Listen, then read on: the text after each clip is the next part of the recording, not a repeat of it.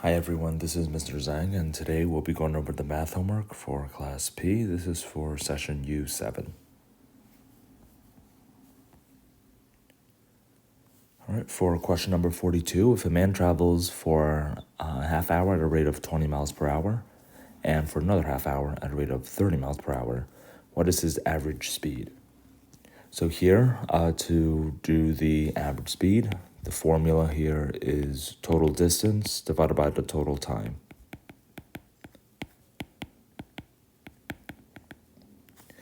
And first you have to find the total distance, and you also have to find the total time that he traveled.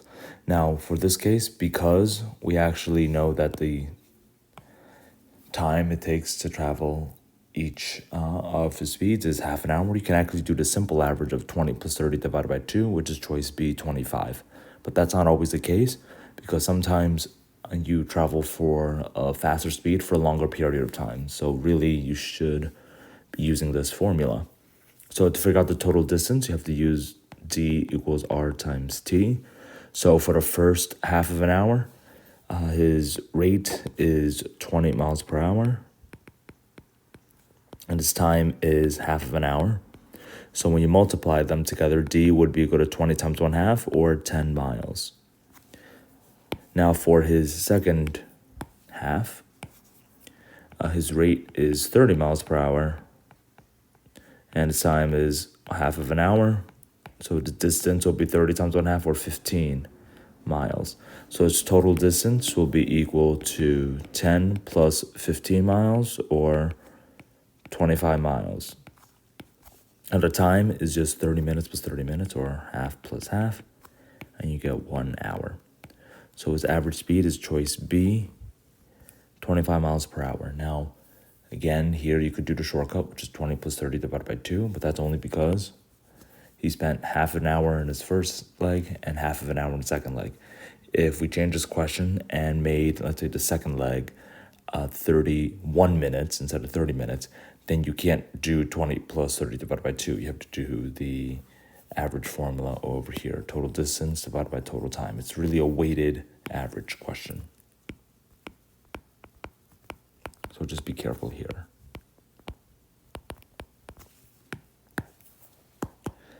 All right, next for number 43. New York is 3,000 miles from LA. Seoul leaves New York aboard a plane heading towards LA at the same time that Robert leaves LA aboard a plane heading towards New York. If Seoul is moving at 200 miles per hour and Robert is moving at 400 miles per hour, how soon will one plane pass the other? So here we have to use, again, d equals rt, distance equals rate times time. So here, to go from the distance from LA to New York, it's the same distance of 3,000 miles.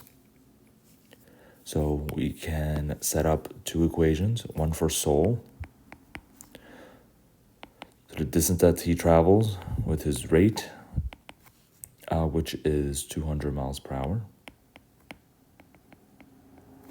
And its time, which we don't know, so we could just call t, or t1. And the distance we don't know either, so we can call that d1. Then you do the same thing for Robert. So the distance is d2. His rate is 400 miles per hour. And its time we also don't know, so we can call that t2. Now, one thing to keep in mind is that the distance that Seoul travels plus the distance that Robert travels, the total has to be 3,000, because that's the distance between LA and New York. So that means that 200 times T1 has to be equal to 400 times T2. 200 times T1. So D1 plus D2 has to be equal to 3,000. And D1 is equal to 200 times T1 plus D2, which is 400 times T2, is equal to 3,000. And the last part is that the time is the same because they leave at the same time. So instead of T1 and T2, they're equal. So we could just call them t. So that means that if you have 200t plus 400t is equal to 3,000, or 600t is equal to 3,000, and if you divide by 600 on both sides, you get the time will be 5 hours. So that would be choice C. After 5 hours, they will pass one another. And we can actually check our work by substituting in. If t is equal to 5, d1 will be equal to 5 times 200, or 1,000. d2 will be 400 times 5, which will be 2,000. And we see that 1,000 plus 2,000 does, in fact, add up to 3,000, the total over here. So everything does check out.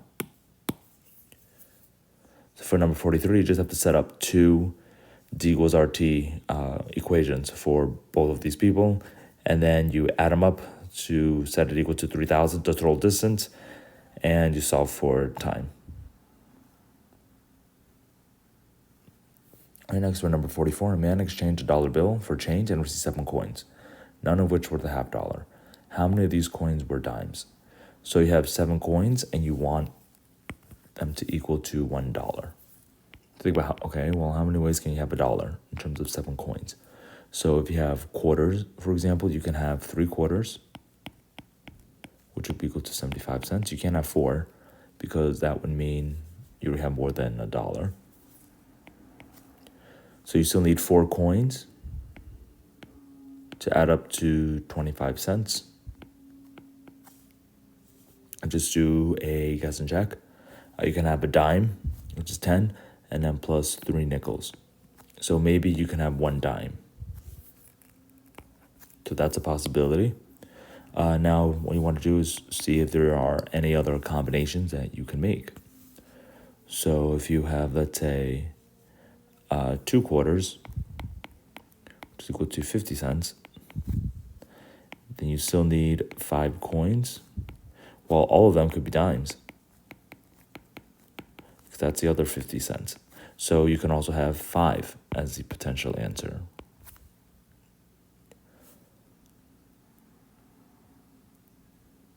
All right, so here, that means that you can have either B or D, so therefore there's no other information given. So the answer has to be choice C. You can't tell. There's 2 potential answers here, or at least 2 potential answers. All right, next for number 45, a man adds 2 quarts of pure alcohol to a 30% solution of alcohol in water. The new concentration is 40%. How many quarts of the original solution were there? So this solution was 30% alcohol. So percent is just part over whole. And since it's 30%, we can make this 3/10. And that 3 represents the alcohol. And the 10 represents the total. So you don't know what the total is. So let's call that T. The numerator will then be 3/10 of T, because 3/10 of T divided by T, T's will cancel out and you get 3/10, which is what you want. Now from here, you're adding 2 quarts of pure alcohol, so that only affects the numerator. So you put everything in quarts, that would mean that 3/10 of T plus 2 quarts divided by T plus the other 2 quarts, because the denominator also increases by 2 quarts. Now this is equal to 40%, or 4/10. And you can simplify that to 2/5. All right, now from here you can cross multiply because you have an equivalent fraction and you have one equation and one variable. So on the left side you have 2 times T plus 2. And on the right side you have 5 times 3/10 of T plus 2. And from here you can distribute. I'll give you 2T plus 4 is equal to 15 over 10, T plus 10. All right, now from here you can multiply everything by 10, or well, 15 over 10 would simplify to 3 over 2. So you multiply both sides by 2, again, to get rid of the denominator. So that will give you 4t plus 8 is equal to 3t plus 20. And from here, you can subtract 3t from both sides to isolate the variable t on the left, and then subtract 8 on both sides to isolate the constant on the right. So you know that t, the total, used to be 12 quarts, and that's choice A.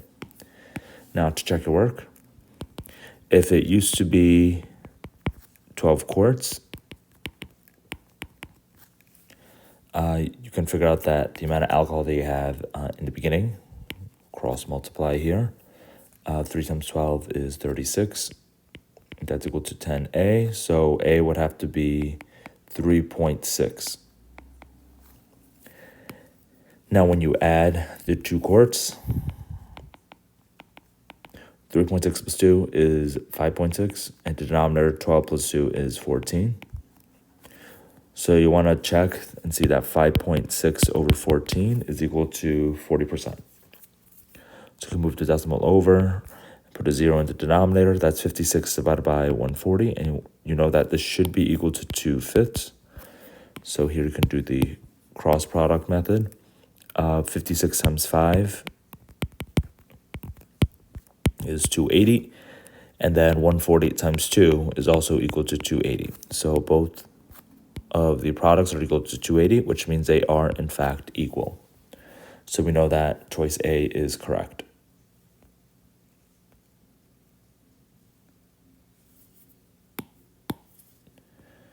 All right, next for number 46. A certain power company charges 8 cents per kilowatt for the first 1,000 kilowatt hours and 6 cents per kilowatt hour after that. The man uses a 900 watt toaster for 5 hours, a 100 watt lamp for 25 hours, and a 5 watt clock for 400 hours. How much does he charge for the power that he uses? So this is just a variation of the distance formula. It's work equals rate times time. And this work here is really a form of energy. So here you use a 900 watt toaster for 5 hours. That means that you have to do 900 times 5, and that's 4,500. That's for the toaster. And then for the lamp, it's 100 watts times 25 hours. That's equal to 2,500. And then the clock is 5 watts times 400 hours. So that's 2,000. And if you add everything up, you have 9,000 watt hours. Or just 9,000 watts. So here you have watt hours. Now you're charged 8 cents per kilowatt hour for the first 1,000 kilowatt hours. So right now I have watts. To convert this into kilowatts, you would divide by 1,000. And that would tell you that you have 9 kilowatts. And you're charged 8 cents per kilowatt hour for the first 1,000 kilowatt hours. So you only have 9. So just 9 times 8 cents, which is equal to 72 cents. So it's choice C. Again, you have 1,000 kilowatt hours. So that means that you can, you have a lot more that you need to use before you get charged with the 6 cents after that, because you have used only 9 out of the first 1,000. All right, next for number 47, at 30 cents per yard, what is the price of 96 inches ribbon? So 30 cents per yard. And remember, 1 yard is 3 feet. And 1 foot is 12 inches. That's 36 inches. So it's 30 cents for 36 inches. If you divide by 6, for example, you can get the unit rate. So that will be 5 cents per 6 inches. And if you divide by 6, you will get that 1 inch of the ribbon is 5/6 of a cent. And you have 96 of those. So you'll have to scale it up and multiply by 96. So 5/6 of 96. You can divide by 6 here. you just have 16 times 5, which is equal to 80 cents. Choice C. All right, so that's how you do that percent or a ratio question. You can also use a proportion as well. All right, here's a summary for this first page.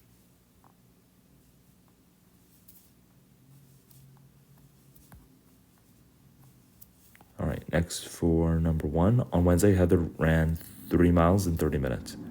If she ran for 45 minutes at this rate on Tuesday, how far did Heather run on Tuesday? So first you can find a unit rate. 3 miles in 30 minutes means that it's 1 mile in 10 minutes. Now she ran for 45 minutes this Tuesday, so to go from 10 to 45, you would have to multiply by 4.5. And 1 times 4.5 is 4.5. So the answer is choice C. She will have ran for 4.5 miles. Next for question number 2, if 2m times k is equal to 6, then mk is equal to. So here you have these parentheses, but here you actually have just multiplying throughout. So all you have to do is just divide by 2. So that means that mk is equal to 3, and that's choice A. Next for number 3, if 3 times a number is equal to 3 halves, what is a number? So just turn the word sentence to a number sentence. Times means multiply, is equal to means equals, and a number you can call that n. So 3 times n is equal to 3 over 2. To solve for n, you can multiply by the reciprocal or divide by 3. If you multiply by the reciprocal here, that cancels out the 3 coefficient, so then n would be equal to, when we cross simplify, you get 1/2. The answer is B. All right, here's a summary for this first page, or for this page, second page. All right, next for question number 4 in the figure above, CDE is an equilateral triangle and ABCE is a square with an area of 1. What is the perimeter of polygon ABCDE? All right, so equilateral means that all sides are equal, and also all angles equal. But we actually don't need the angle part, we just need the sides. So you can mark it up with those 2 dashed lines, which means that they're all equal. Now ABCE is a square, and squares, all sides and all angles are equal as well, because it's also a regular polygon. So here, as an area of 1, so remember the area of a square is side squared, and if you set that equal to 1, do the square root on both sides, side would be equal to 1, because 1 times 1 is 1. So that means that all of the sides are equal to 1. So the perimeter triangle of polygon ABCDE is really a pentagon. You don't want to count the middle CE, you only want to count the 5 edges. That's going to be choice B, 5 and not 6. You don't want to count this. All right, next for number 5, on a number line above, the tick marks are equally spaced and their coordinates are shown. Of these coordinates, which has the smallest positive value? So here, if you go through all the choices here, you want to turn each of the numbers into a positive value, and you want to see which one has the smallest. So this is pretty much absolute value, which turns negative numbers turn into positive, and positive numbers and 0 just stays positive. So here the smallest absolute value would be the number kind of nearest to 0.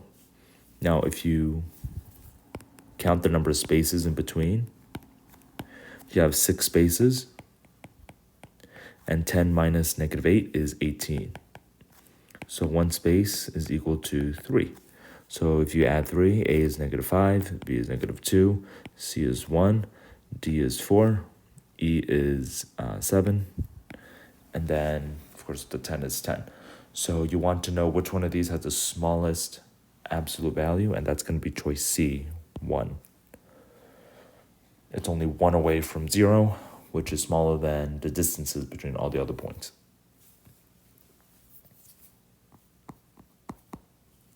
All right, next for number 6. If x is the median of the 7 numbers listed above, which of the following could be the value of x? So median means it's the middle number, but only after you order them. So you have to order them from smallest to biggest. So you have 3 and 4, then 10, 15, 18, and 21. So right now, the middle numbers are 10 and 15. But we know that x has to be the median. So x has to be somewhere in between 10 and 15. Inclusive. So x could be equal to 10, 11, 12, 13, 14, or 15. If you double 10 or 15, then x would still be the middle number. So only choice D is shown here. C and E are just outside the range.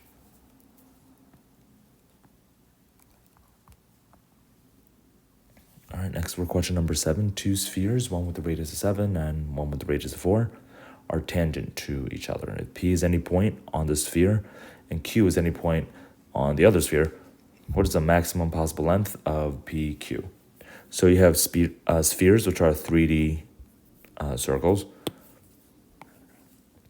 and one has a radius of 7,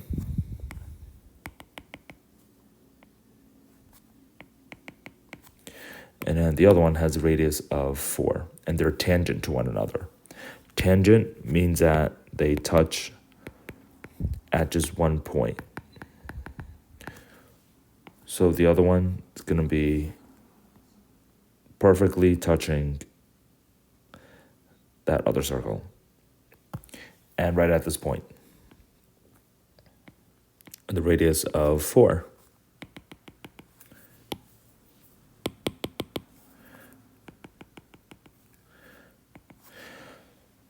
So here, to figure out the distance, the greatest possible distance, the maximum distance between P and Q, if P is on one circle and Q, or one sphere and Q is on the other sphere, is if they are perfectly in line with one another. So then, if you draw that big line, P on the left, Q on the right, it would be 7 plus 7 plus 4 plus 4. So you have to add the two diameters together, and that would be 14 plus 8, or 22.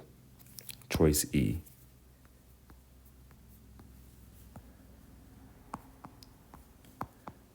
All right, next for number 8, you have these two tables. The first table above shows the number of premium members at 2 video game or video rental stores, A and B, during the years 2000-2002. The second table shows the average number of video rentals per premium member at store B during each of those years. Based on the information, which of the following best approximates the total number of video rentals by premium members at store B during the year 2000 to 2002? All right, so you want to know the number of video rentals by premium members only at store B. So from 2000 to 2002, B had 500, then 1,000, then 1,250 premium members. And the average number of video rentals was 12, then 15, then 20. So you have to take the total and you have to multiply it by 12. Then you take the year 2001 times it by 15. And for 2002, you take the number of members, 1,250, and you multiply it by 20. And you have to add. So it's 500 times 12, 1,000 times 15, and then 1,250 times 20. So you just multiply and add for this for these frequency tables. So 5 times 12 is 60, and put the 2 zeros at the end. 15 times 1 is 15, then you have to put 3 zeros. And then 125 times 2 is 250, and you have another 2 zeros. So if you add everything up,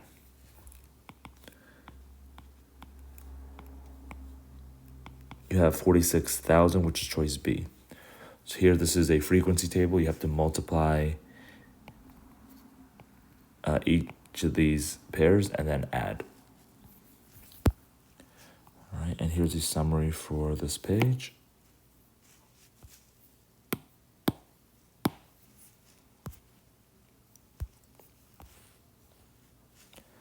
All right, next for number 9, figures not drawn on scale. In triangle ABC, AB is equal to AC. So we have an isosceles triangle, and E is the midpoint of AB. So it doesn't look like it, but E should be in the middle. And D is the midpoint of AC. If AE is equal to X and ED is equal to 4, what's the length of BC? All right, so if E is the midpoint of AB, that means that AE is equal to X and BE is also equal to X. So basically these two triangles, if you want to draw them more to scale, it'll look something like this.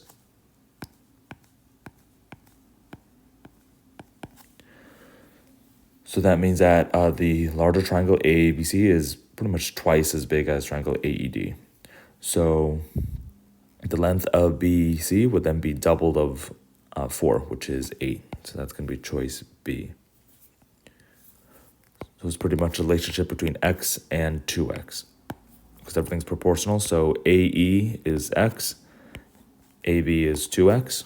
So X over 2X is equal to ED, which is 4, over BC, which is going to be 8, or double that. You can also cross multiply to solve. But you basically have 8x is equal to 8x, so everything does check out. The answer has to be B.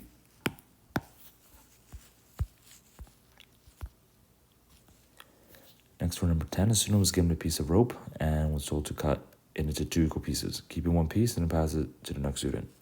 Each student was to repeat this process until every student in the class held or had exactly one piece of rope. Which of the following could be the fraction of the original rope that one of the students had?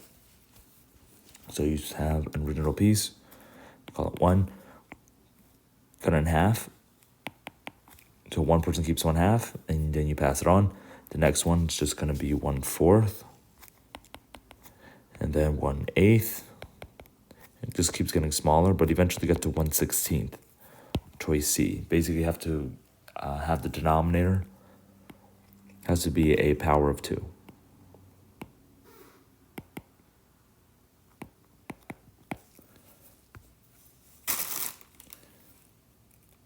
All right, so the answer has to be choice C.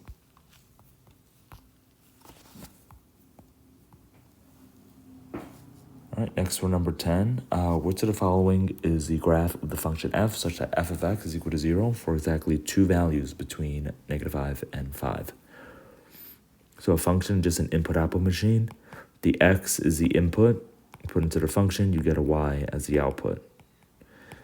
And if you plot them together, the x comma y's makes your coordinate point. So if f of x equals to 0, x is the input, 0 will be the output. So you want an output or a y value of 0, and it has to do this two times. So y equals 0 is the x-axis. Y equals 0 is the equation for the x-axis. So we know that the graph has to pass the x-axis 2 times. So choice A passes 0 times. So that's wrong. Choice B only passes once. So that's wrong. Choice C passes 1, 2, 3 times. So that's too many. Choice D passes through twice, which is what we're looking for. So that's going to be the answer. And choice E passes once. So we know it's wrong. So for number 11, the key is just reading this function, this input-output machine, and figuring out that you want a y value of 0, which is the x-axis. So you're looking for the graph that intersects the x-axis twice between the range of -5 to 5. All right, and here's the summary for this page.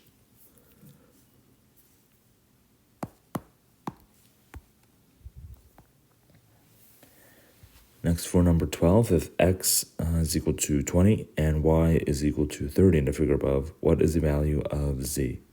So we have this arrow-shaped quadrilateral, and you have a whole bunch of variables, but you know that x is equal to 20, so you replace x with 20, and y is 30. So you replace y with 30. Now you actually have 3 of the angles inside this quadrilateral. The 4th angle here is a reflex angle, and that 4th angle, I don't know what it is, so let's call it A. A plus the 2 x's, so plus 20, and a plus the y value of 30 has to be equal to 360 because a quadrilateral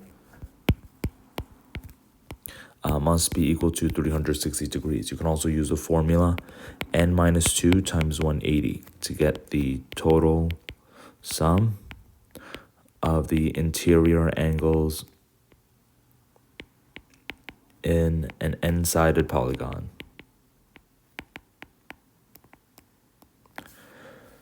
So it's 360 for a quadrilateral with n is equal to 4.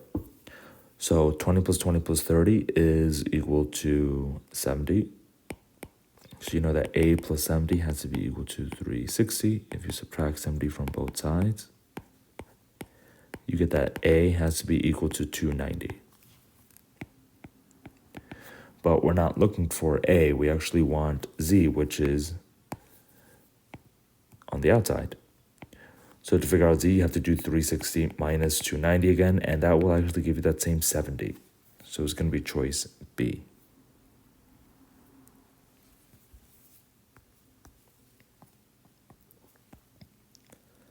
All right, next for number 13, if x and y are integers, and 7 is less than y is less than 16, and x divided by y is 2/5, how many possible values are there for x?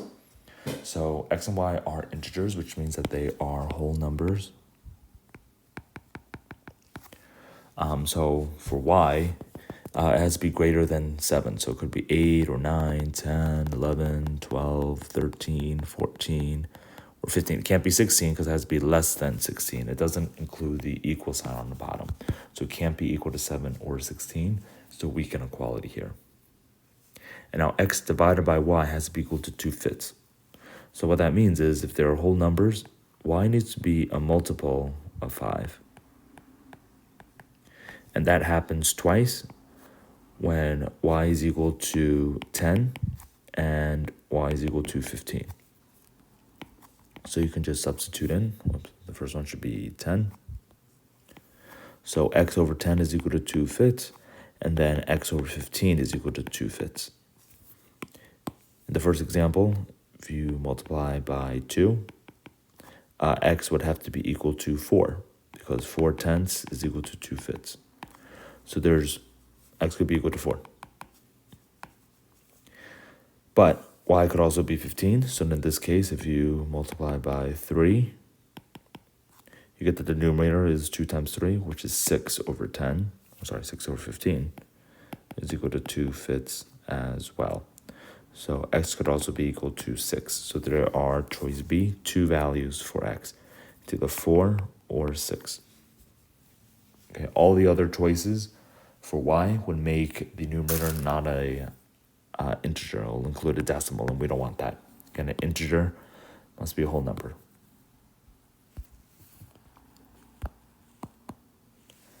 All right, next for number 10, point O is the center of both circles in the figure above. If the circumference of the large circle is 36 and the radius of the small circle is half of the radius of the large circle, then what is the length of the darkened arc, which is over here? All right, so arc or arc length is just a piece of a circle, and everything is proportional for a circle. So this arc length is proportional to the entire circle. So here, for this arc length, you have a really big proportion that compares the arc length, area, and the central angle. So the central angle,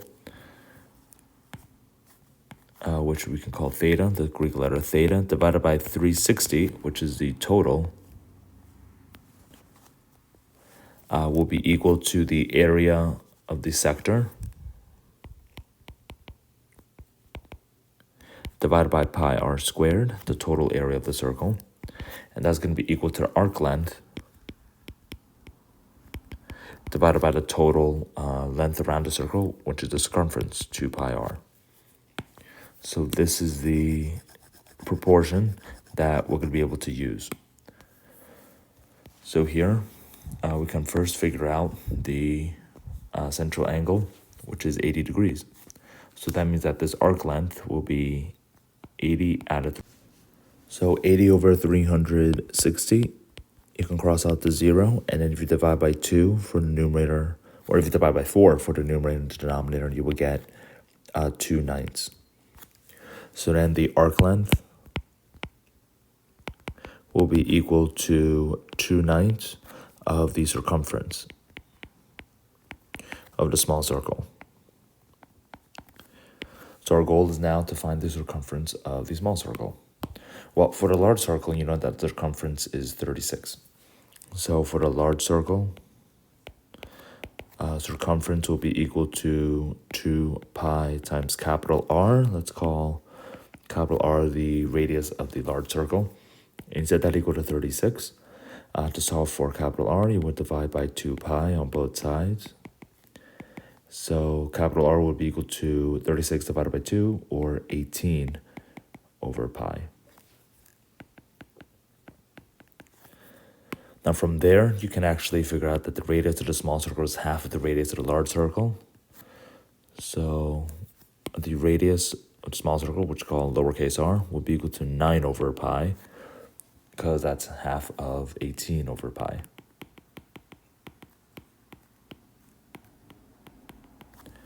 So for the small circle, you substitute into c equals 2 pi r again. This time it will be 2 times pi times 9 over pi. And the pi's cancel out, so you have 9 times 2, or 18. Now 18, you'll substitute in for the arc length formula. So the arc length A would be equal to 2/9 of 18, and 18 and 9 cross cancels to form 2 and 1, and 2 times 2 is equal to 4. So the arc length is equal to 4, which is choice D.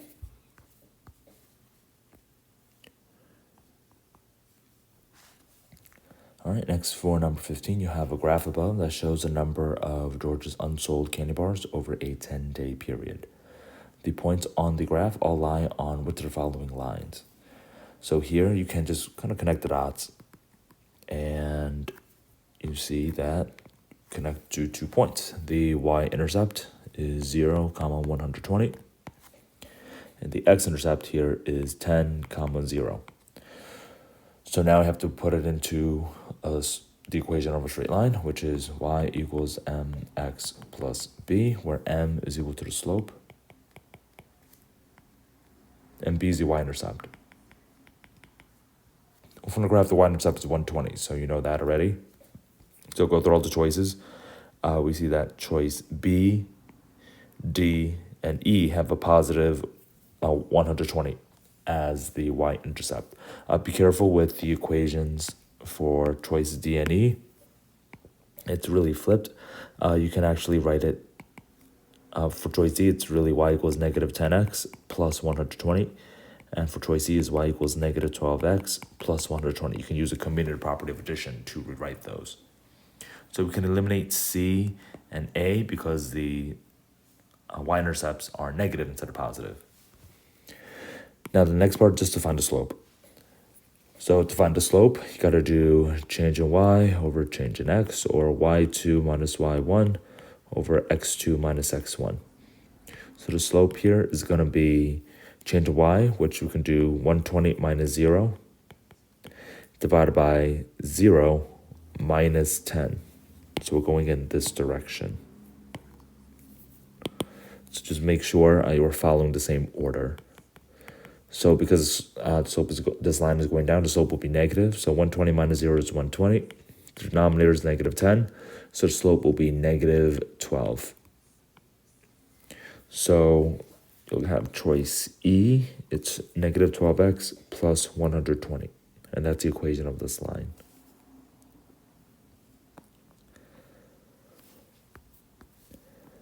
Next, for question number 16, if you let the triangle of x be defined as x plus 1 over x for all non-zero integers x. If triangle of x is equal to t, where t is an integer, which is a whole number, which of the following is a possible value of t? So again, an integer is a whole number, and this is your function. This weird symbol is just an input-output machine.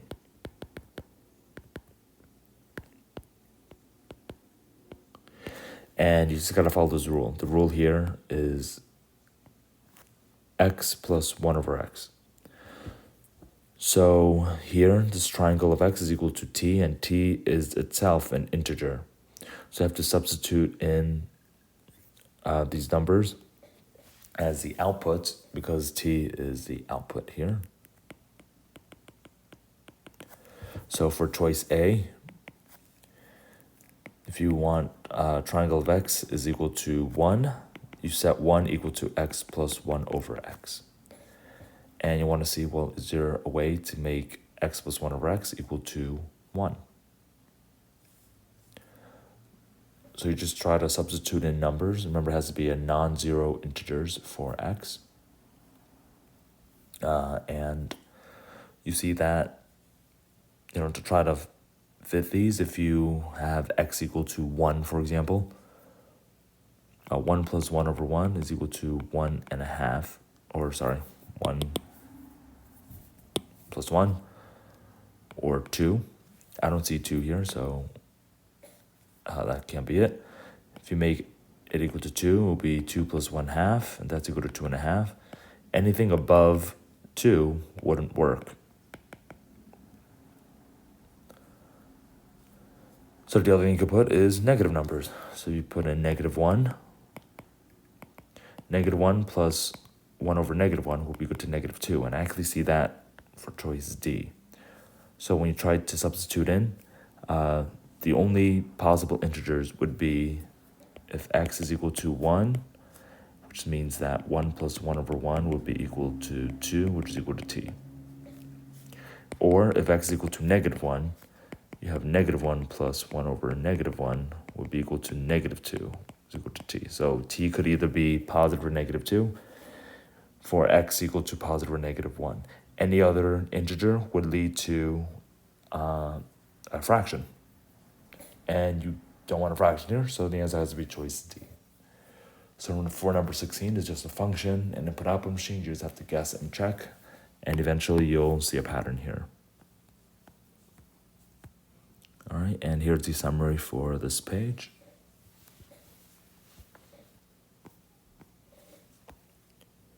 All right, next for number 1, 34.09 rounded to your nearest tenth is equal to what? So the tenth is, or has a 0 in it, but you want to look at the place to the right. So this 9 tells you to round up. So we round up, you add 1 to the 10th place, so that's 34.1, choice D. Next for question number 2, if 3D minus 7 is equal to 51, what's 3D plus 51? So first, you can add 7 to both sides, and you have 3D is equal to 58. Now you don't need to solve for D because you want to solve for 3D plus 51. So then step 2, add 51 on both sides, and you'll have 3D plus 51 on the left, and that's going to be equal to 109 on the right. So that's choice D. All right, next for number 3, if 7 apples cost X dollars, how much do 70 apples cost in terms of X? So here you have 7 apples, and that's X dollars. And you want to figure out, well, 70 apples costs how much? So here you have 7 as kind of like your unit rate. If you multiply by 10 on the left, you also have to multiply by 10 on the right because they're both proportional. And that would mean that 70 apples will cost choice B 10x dollars. You can also set up a proportion here and cross multiply if you want.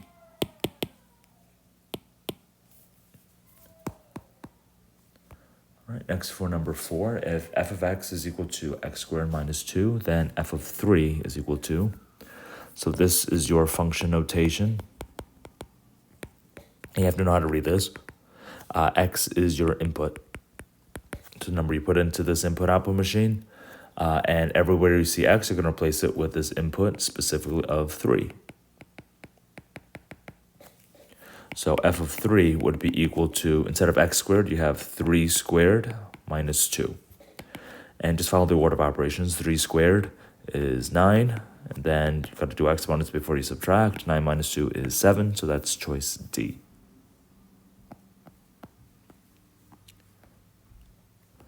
All right, next for number 5. When Peter subtracts a value of p from 80 and then divides the difference by the same value of p, he calculates the result to be 3. What number is Peter using for the value of p? So here you have to turn the word sentence to a number sentence. So when you subtract p from 80, that's 80 minus p. And then you divide this difference by p, and this is equal to 3. So here you have to go backwards and use inverse operations. What do we do to one side? Gotta do to the other side. So first, get rid of the denominator by multiplying by p on both sides. That gives you 80 minus p on the left, so you go to 3p on the right. And now from here, you can add p to both sides to cancel out the minus p. So you get that 80 is equal to 4p. And then you could divide by 4 to figure out that p has to be equal to 20. Now we can check our work by substituting in p is equal to 20. So if you take a value of 20, subtract it from 80, that's 80 minus 20, that's equal to 60. And you do 60 divided by that same 20, that's going to be equal to 3. And that's exactly what you got, so choice C is correct.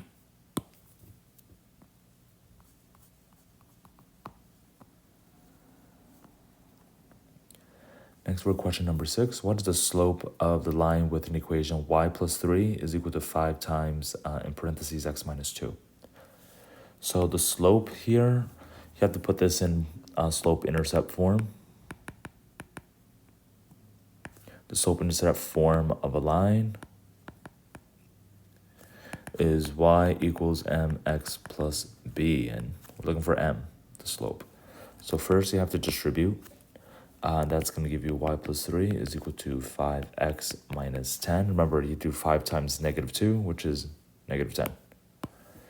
And from here, you want to put y on one side. So you have to isolate y by subtracting 3. You get that y is equal to 5x minus 13. And here the slope is this 5.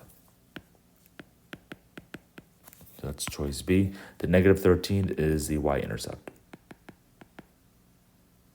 So the graph is going to look something like this. You start out at 0, negative 13, and the line goes up with a rate of 5, which is pretty high. All right, next for number 7, points A, B, and C lie on a number line, and A has coordinate negative 10, B is 26. If point C is 3/4 away from A to B, what is the coordinate of point C? So just draw your number line. I'll start with A and B. So A is negative 10 and B is 26. So you get the distance from negative 10 to 26. You really have to do 26 minus negative 10. And when you subtract two negatives, it becomes 26 plus 10, or 36.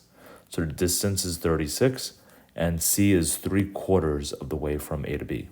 If you want to divide this into quarters, which means 4s, so 36 divided by 4 is equal to 9. So each of these spaces are 9. So if you do negative 10 plus 9, that's negative 1. Negative 1 plus 9 is 8, and 8 plus 9 is 17. 17 plus 9 is 26. Now C is 3/4 of the way from A to B. So C would actually be right here at the 17. And that's choice E. So you have to go 3/4 of the way.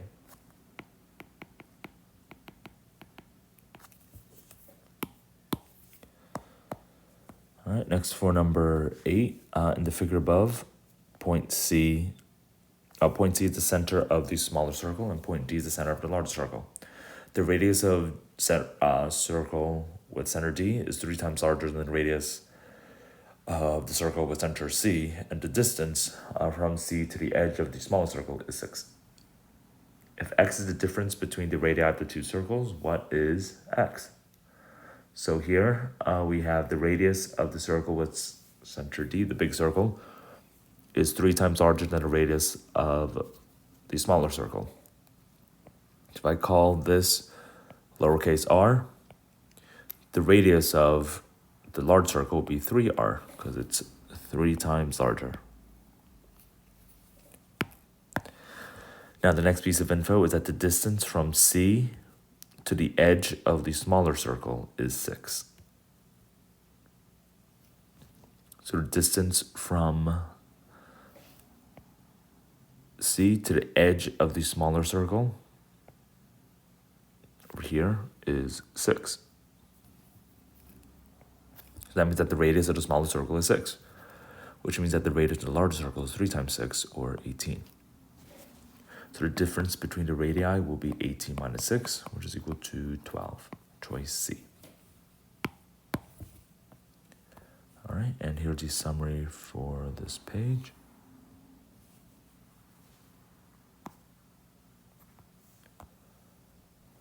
All right, next for number 9, 2 plus 200% of 1 is equal to which of the following? So you have to turn the word sentence to a number sentence. 2 plus is just to add. 200% of 1 means 200%. Of means multiplied of 1. And now 200% you can turn into a fraction or a decimal. Our fractions are easy. You just put it over 100. So 200% is really just equal to 2. So 2 plus 200% of 1 is really 2 plus 2 times 1. Or 4, because 2 times 1 is just equal to 2. So you had to go through all the choices and figure out which one's equal to 4. So 100% of 2 means 100 divided by 100. Remember, the percent means divided by 100. And of means times. So 100 over 100 times 2 is just equal to 2. So that's wrong. Under 50% of 2 is 150 over 100 times 2. So that's equal to 3. That's 1.5 times 3. Times 2, which is 3. That's wrong. 300% of 2 is 300 over 100 times 2, or 3 times 2, which is equal to 6. That's wrong. Choice D says 300%, or 300 over 100 times 1, which is equal to 3. So that's wrong. So it has to be choice C based on process of elimination. 400%, or 400 over 100 times 1 is equal to 4 times 1, which is equal to 4. So that's the same.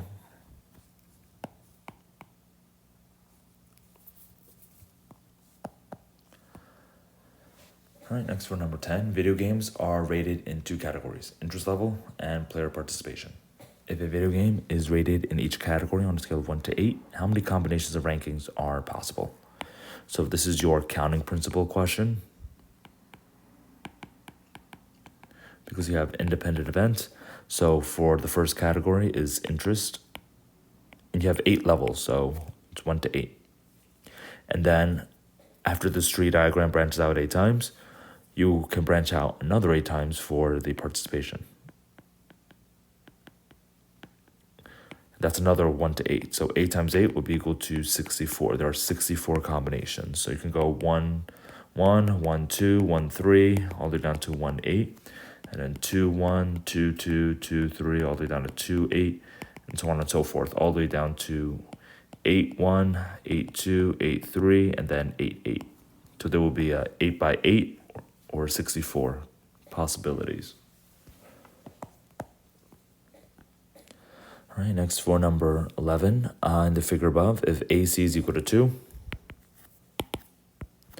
and then BC is equal to 3, and DC is equal to 4, EC is equal to 6, AB is equal to 4, and AB is parallel to DE.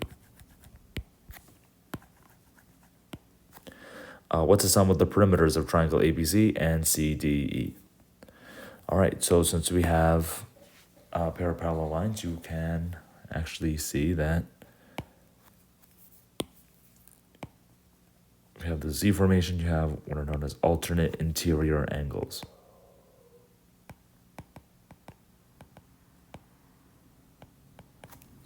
So that means that angle B is equal to angle E, and angle A is equal to angle D.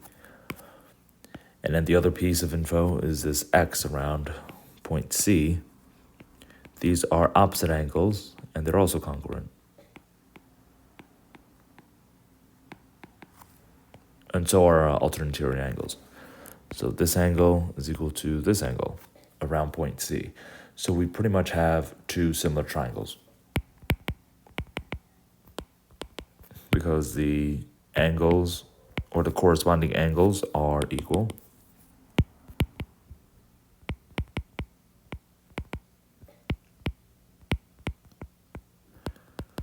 Which means that the sides, the corresponding sides, are proportional. So this 2 actually corresponds with this 4, and then this 3 corresponds with this 6. So triangle CDE is 2 times bigger. So if AB is equal to 4, that means that DE has to be equal to 8.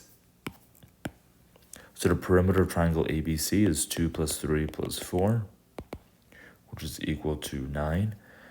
And the perimeter triangle CDE is 4 plus 6 plus 8, which is equal to 18. So the sum of 9 and 18 would be choice A, 27. So again, these two triangles are similar, and similar triangles have congruent corresponding angles, and the corresponding sides are proportional.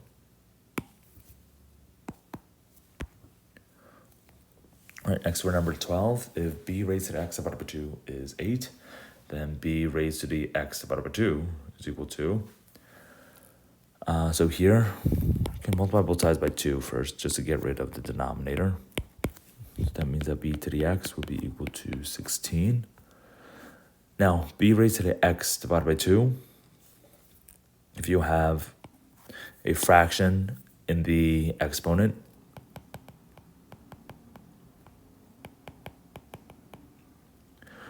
so b to the a over c, the numerator of the fraction, the exponent, is a power.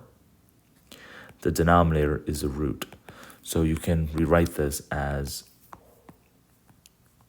b to the a to the c root, or you could do the root first and then raise it to the a power. So b to the x over 2 is really b to the x power, and then the second root or the square root, or you could do square root of b first and raise to the x. Now, I actually know what b to the x is. B to the x is equal to 16. So you can replace b to the x with 16. So b to the x over 2 will be equal to the square root of 16, which is equal to 4. That's choice C.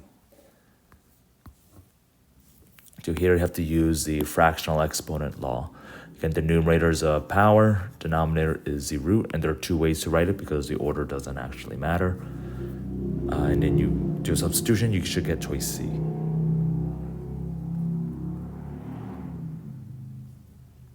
All right, next for number 13, if f is equal to 3 over g, where g is not equal to 0 and f is not equal to 1, what's the following is equal to g minus 3 over f minus 1? So if you multiply both sides by g, you can cross out the g on the right and get rid of the denominator. G times f will be equal to 3. Now, g is not equal to 0 and f is not equal to 1. So here you want to know what's the value of g minus 3 divided by f minus 1. All right, so here you can actually rearrange a couple of things. For example, for g, you know that g is equal to 3 over f if you divide by f, and you can take this and you substitute in there. So instead of g, you'll have 3 over f minus 3 divided by f minus 1. So for the numerator, the LCD is f, so this is 3 over f minus 3f over f. So that's going to turn into 3 minus 3f over f. And the denominator is f minus 1. Now from here you can rewrite as 3 minus 3 over f divided by f minus 1, because this is just division. And this allows you to do a keep, change, flip. So you keep the 3 minus 3f over f, and you multiply the f minus, you multiply instead of f minus 1, it turns into 1 over f minus 1.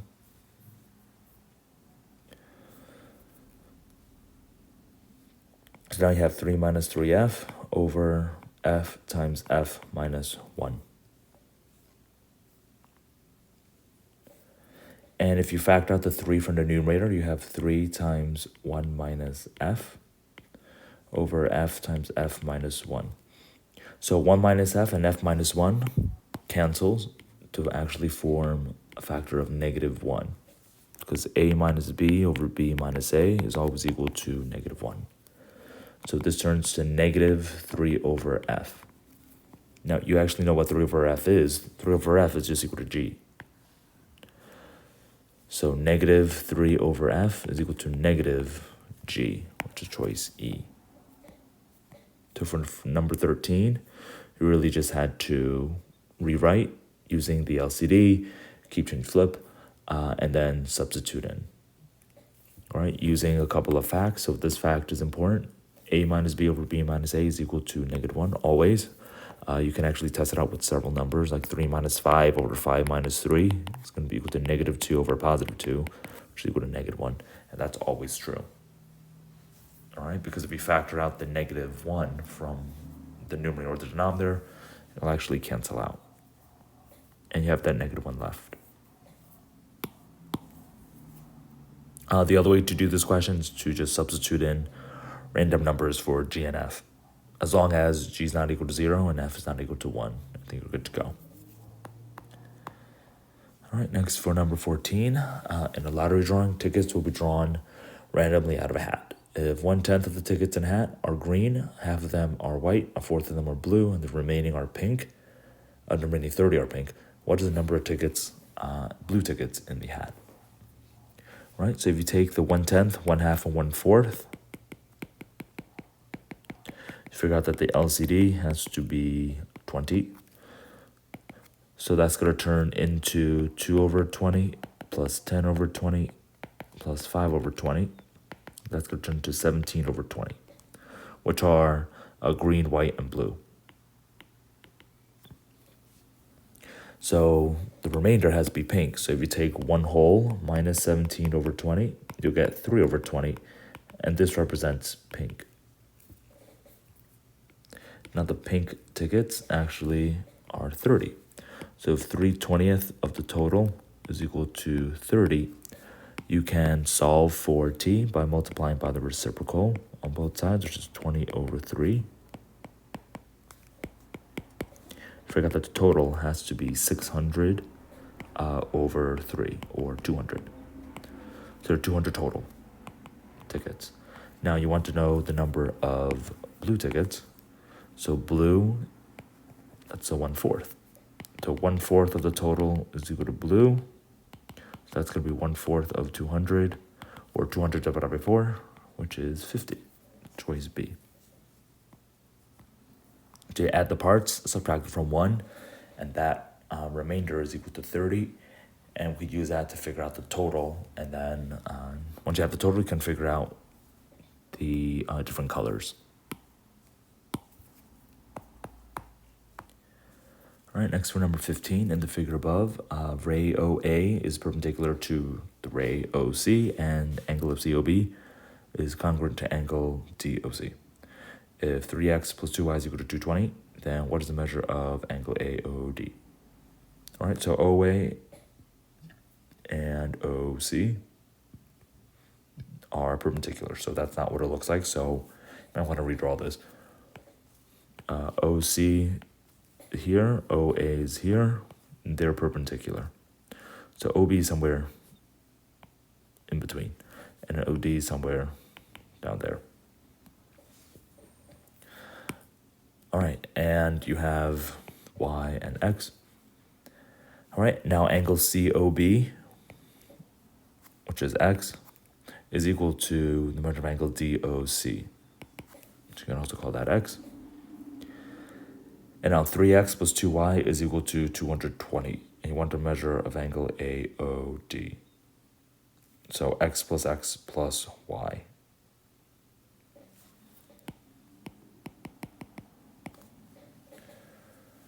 So you want to know what 2x plus y is, but you know that 3x plus 2y is equal to 220, and x plus y here are perpendicular. So you also know that x plus y is equal to 90.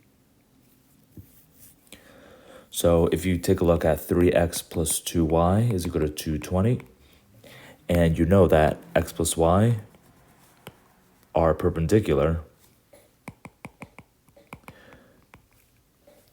from here, if you subtract these two equations as if you were eliminating the variables, you'll see that 3x minus x is equal to 2x, and 2y minus y is equal to y, and 220 minus 90 is 130. That gives you 2x plus y, which is exactly what angle AOD is, and that's equal to choice E, 130. So you actually don't know what x is, you don't know what y is, but you do know that 2x plus y has to be 130 by subtracting these two equations. So for number 15, it helps if you redraw the equation because it looks like angle AOD is 90 degrees, but it's not. It's actually angle AOC that's at 90 degrees. So please make sure, if possible, you can redraw the diagram to make it more proportional and more to scale. And that's going to help you out a lot. All right, and here's the summary for this last page. All right, thank you everyone for joining, and I will talk to you guys in the next one. All right, bye everyone.